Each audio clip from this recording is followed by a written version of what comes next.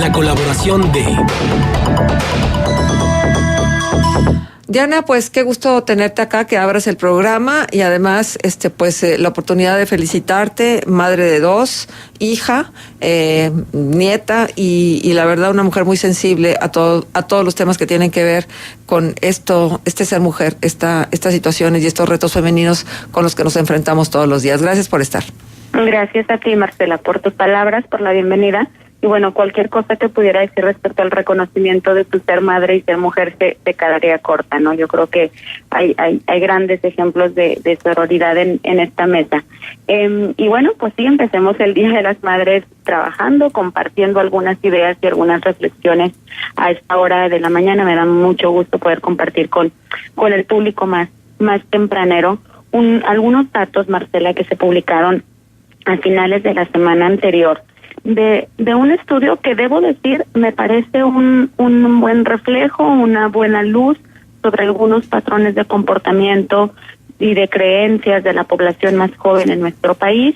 No me parece profundo ni que la muestra sea lo suficiente como para ser concluyente, pero sí me parece que detona algunos puntos de reflexión y de discusión que me gustaría poner sobre la mesa.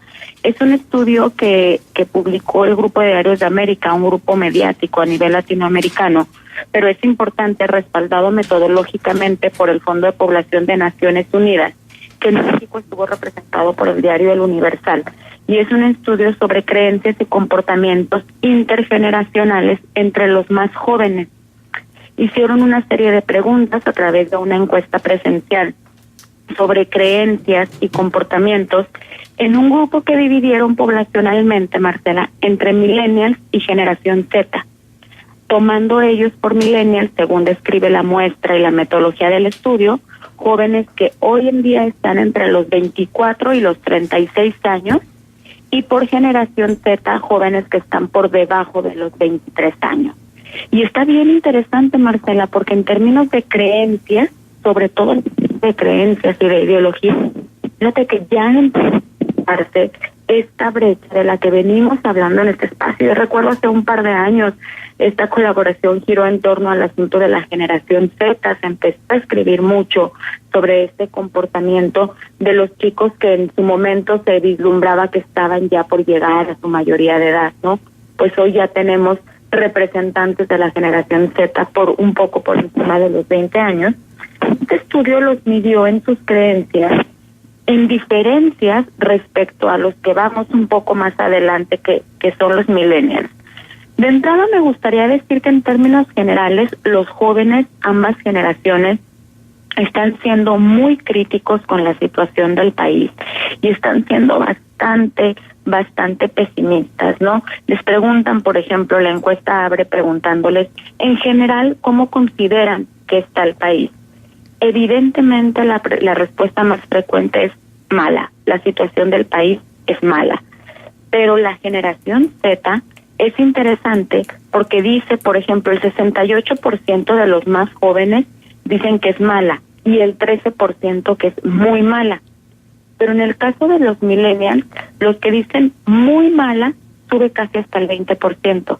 Es decir, creo que hay una mayor sensibilidad de afectación respecto a la situación del país en los millennials o generación Y que en los que vienen todavía apenas integrándose a la vida productiva.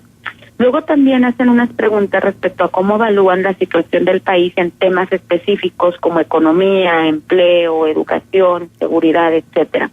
Y me parece bien interesante porque los millennials se manifiestan como muy mala la situación, donde peor ven al país los millennials es en temas de seguridad y corrupción. Sin embargo, los generación Z, los más chicos, donde ven peor al país en términos de muy malo, son los temas, por ejemplo, de empleo y medio ambiente. Y eso me parece bien interesante porque los más jóvenes vienen poniendo el asunto muy particular en el tema del medio ambiente. Y fíjate, por ejemplo, hay una pregunta donde se tira una lista de temas que les preocupan. La pregunta concreta es: ¿cuáles de los siguientes temas te preocupan más últimamente? Y para la generación Z, fíjate, entre los temas están bullying, acoso sexual, temas de género, estereotipos de belleza, empleo, el costo de la vida, la violencia urbana, las libertades, la corrupción. Bueno, de todos esos, el que más le preocupa a la generación Z, a los más chiquitos, es el medio ambiente.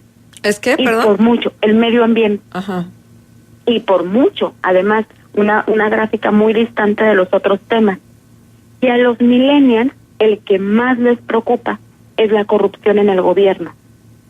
Entonces ahí yo voy viendo, claro, hay que ser bien conscientes de una cosa. La generación Z todavía está evaluando al mundo y a la situación del país en su distancia respecto a la vida productiva.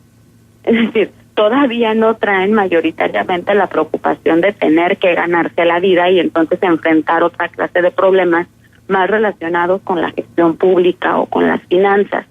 Pero sí me parece un acento importante la preocupación que traen por los asuntos ambientales, Marcela. Y creo que además ahí hay grandes lecciones sobre cómo las marcas, los procesos educativos tendrían que estar volteando a ver que es una generación que está poniendo acento en el futuro del país y el futuro del mundo en términos sustentables, en términos ambientales. Luego viene después una batería de preguntas sobre temas polémicos para identificar cómo se posicionan con alguno de estos temas. Por ejemplo, una pregunta es, ¿cuánto respeto consideran que hay en nuestro país por los derechos humanos? Las opciones de respuesta van de mucho respeto, bastante respeto, poco o ningún respeto. Y ambas generaciones se centran en poco respeto.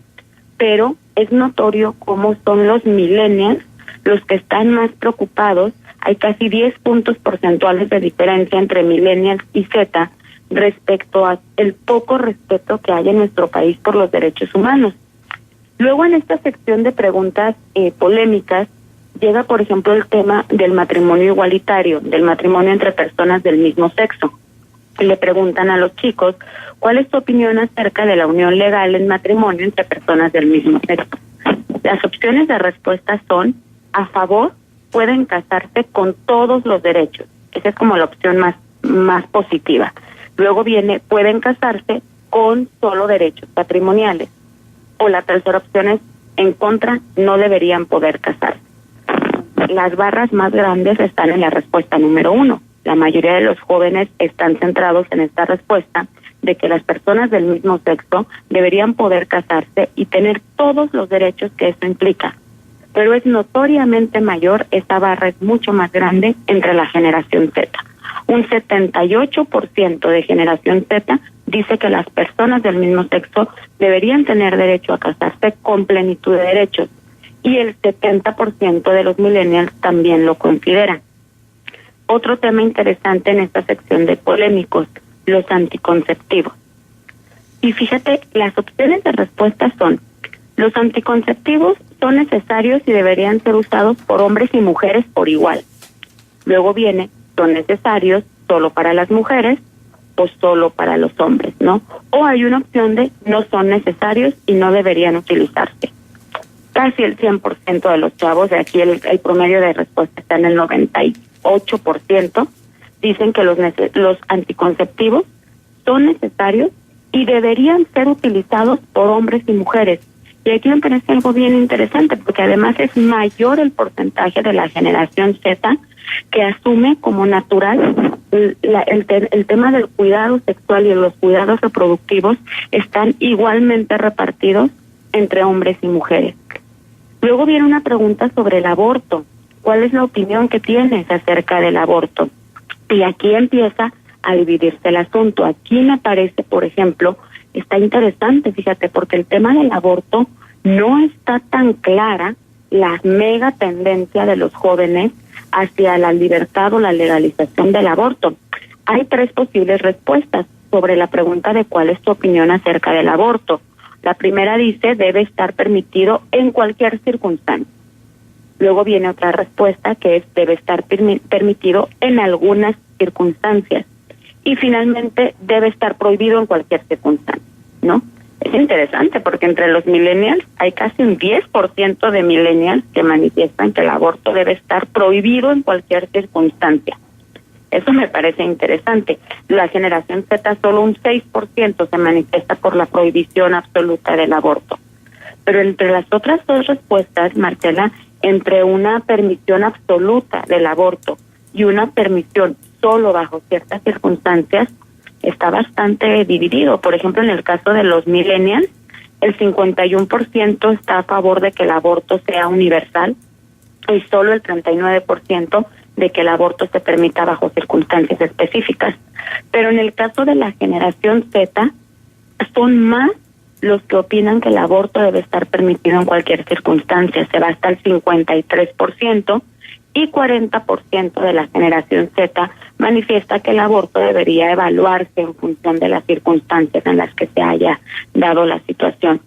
Este me parece interesante, fíjate, porque está relacionado con otra pregunta donde le manifiestan a los chicos que ideológicamente se ubiquen entre la derecha y la izquierda, y entonces le hacen una línea donde manifestarte en torno al 1 es estar en la izquierda, y si te vas al 10 es estar en la derecha.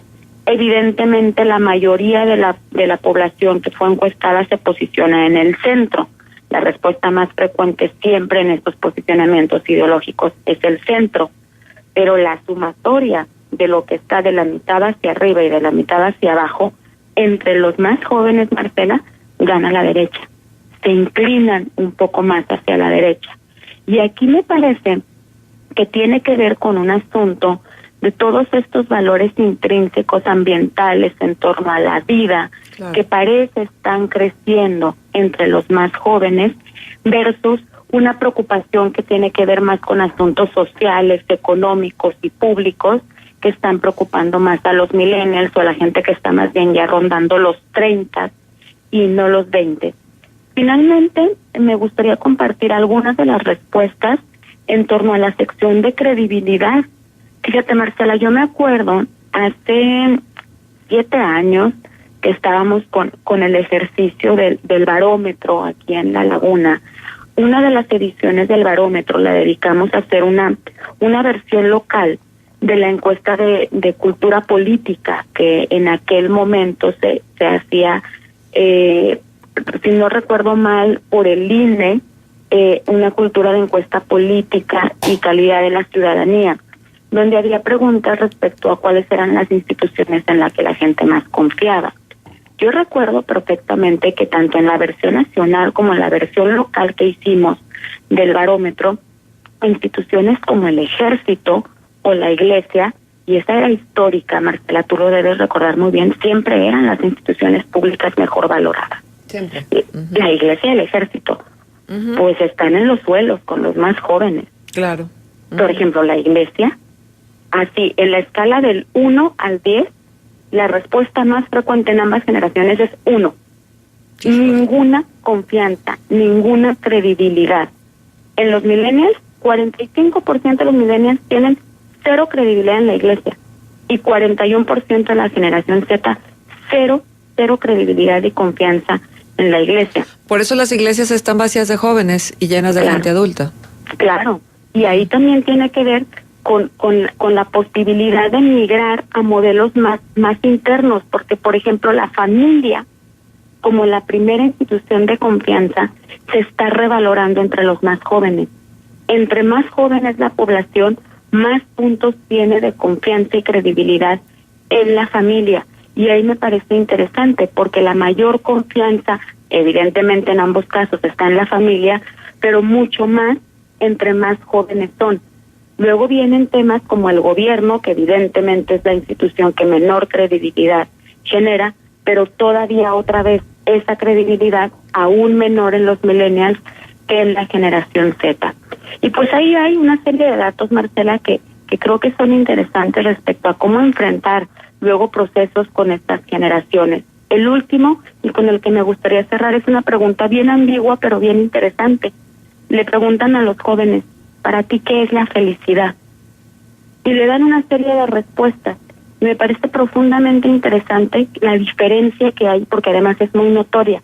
Para los millennials, La felicidad, la respuesta más frecuente es vivir en armonía. Para la generación Z, la respuesta más frecuente es que la felicidad es tener libertad garantizada.